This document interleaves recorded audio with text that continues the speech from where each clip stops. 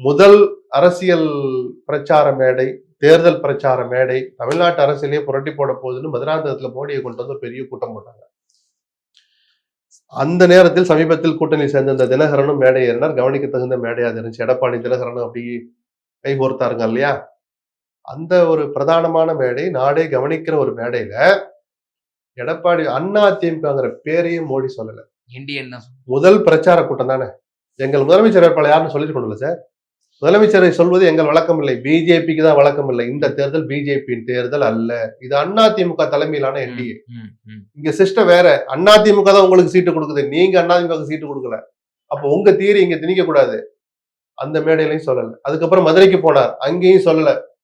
இன்னைக்கு திருச்சிக்கு வராருல, ஏதோ தமிழ்நாட்டு அரசியலே புரட்டி போட போகுதுன்னு இன்னைக்கு ஒரு பேப்பர்ல பார்த்தேன். அண்ணாமலை யாரும் சொல்லியிருக்கா, பிரதமர் மோடியுடைய வருகை தமிழ்நாட்டில் என்னதான் புரட்டி போடுன்னு பார்ப்போமே. நீங்க அதிமுக பேரையே சொல்லாம, எங்களுடைய முதலமைச்சர் வேட்பாளர் எடப்பாடி தான் சொல்லாம எப்படி சார் அதிமுக வேலை செய்வான் உங்களுக்கு? புரியுதுங்களா? இது அதிமுக செய்யற துரோகம் இல்லையா? அநீதி இல்லையா? இது கூட்டணி தர்மமா? நீங்க என்ன வேணாலும் திட்டம் வச்சுக்கோங்க, ஜெயிச்சுட்டுல சார் உங்க திட்டத்தை அமல்படுத்தணும். ஜெயிக்கிறதுக்கே வழி இல்லாம நீங்களே குழியை போட்டு மூடுறீங்களே.